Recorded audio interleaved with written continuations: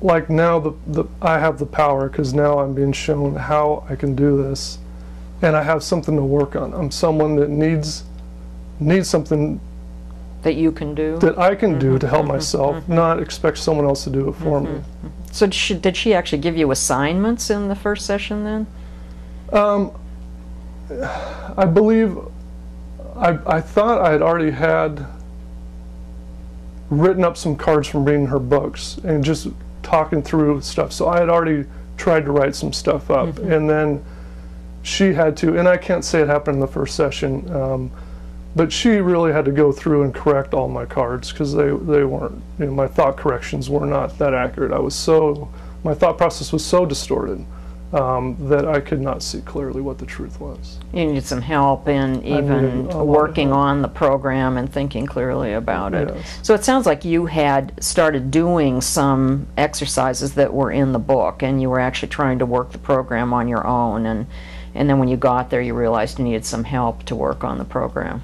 Yes, and it's not like it was just a matter of days, I believe, before the appointment, so it wasn't like I worked on anything for quite a while, but I had a lot of time and a lot of problems, so I was already trying on my own. You thought you might as well get started. Yeah. And how frequently did you have sessions with Dr. Sorensen?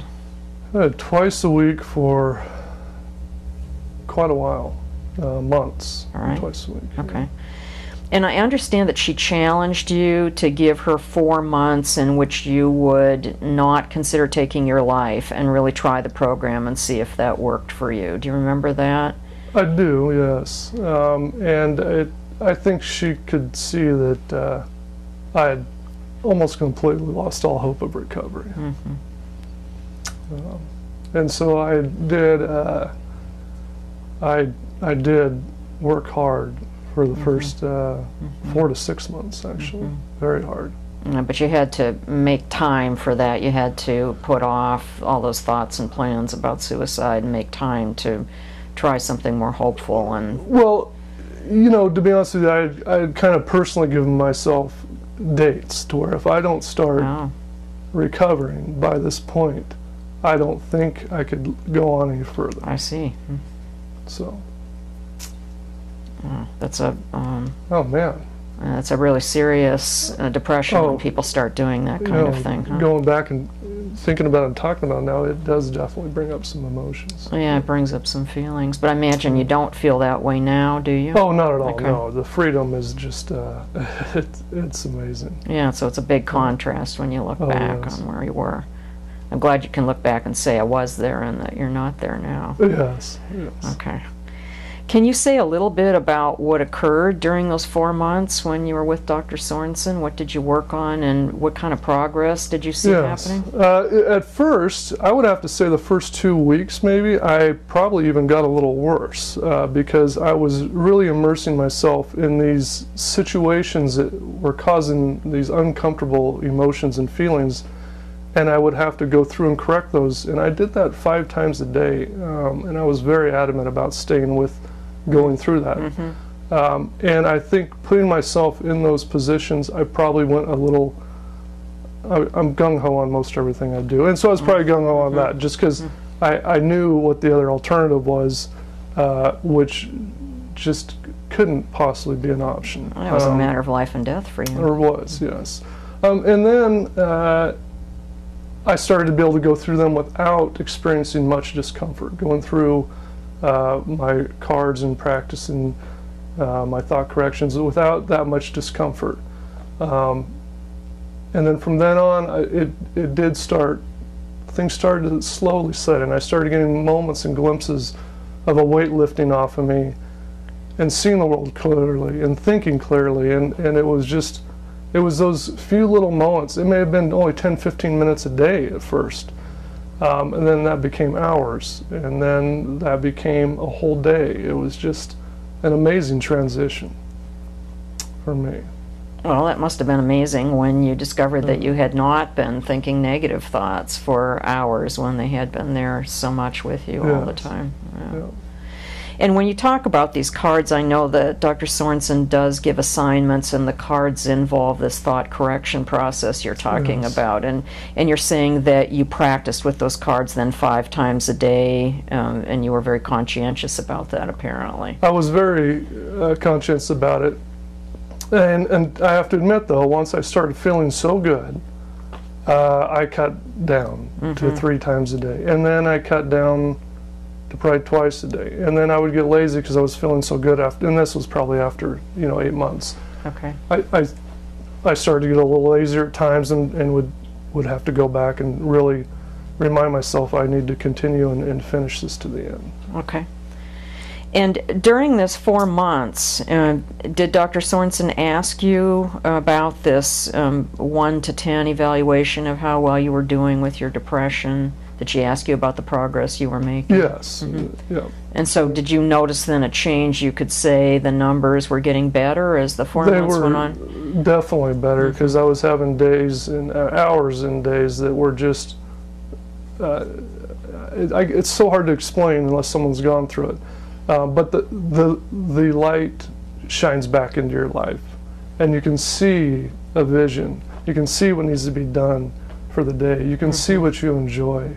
You can feel love again. Yeah, and you felt more yourself. And yeah, and so I was. I would think after 4 months going back, I would imagine I was up to a 5 at that point, or maybe even a 5 or. Probably a 5. I don't know exactly what number I would have said, but probably in that range. A big improvement over where you came in. Yeah. Yes. And then by the time you finished your work with her, where would you say you were then on that number scale? Oh, I was a 9/10. Okay. I mean, just great. Yeah. No. I was back to taking trips all the time. I was back to working out of town, being in charge of medication management for facilities, being on psychotropic committees and QA assignments, and working with my children, my relationship with my wife, everything. It was just, it was like a second chance at life.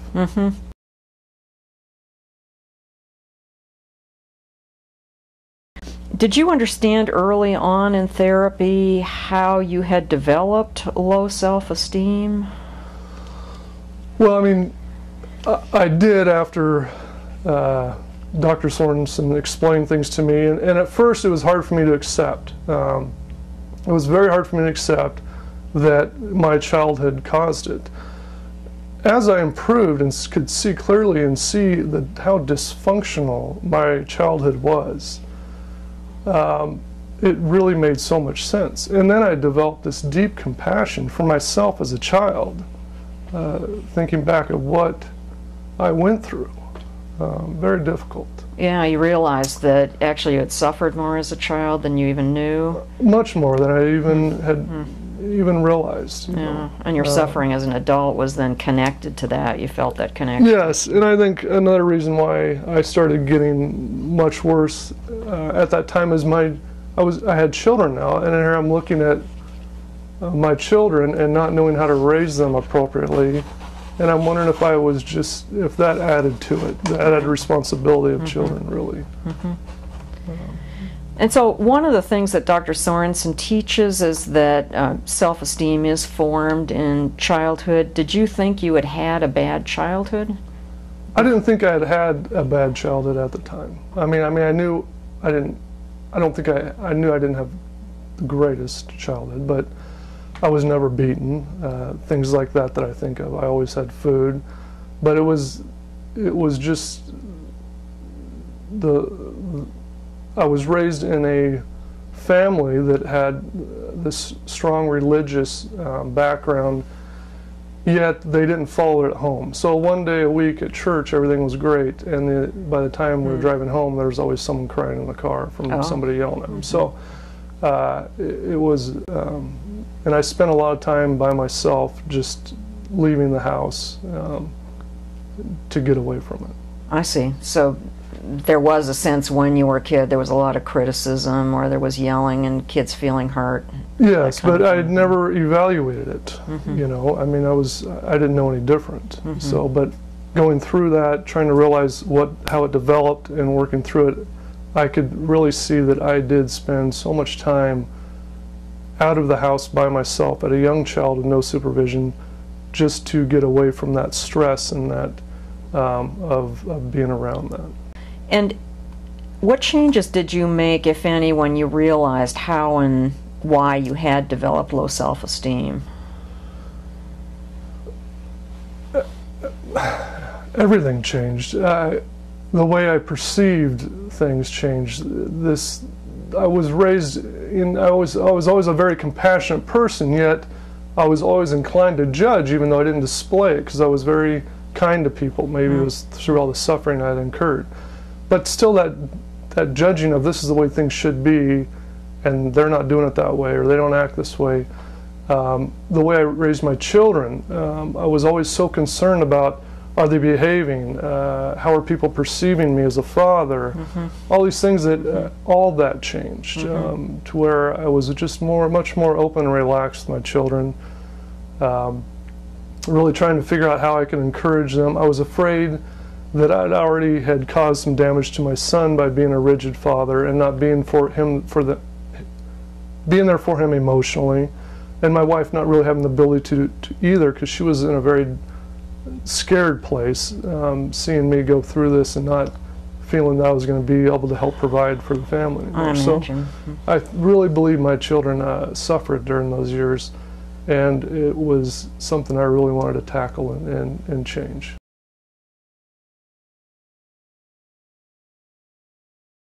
And your marriage, do you think your self-esteem affected your marriage? Oh, it definitely affected the marriage.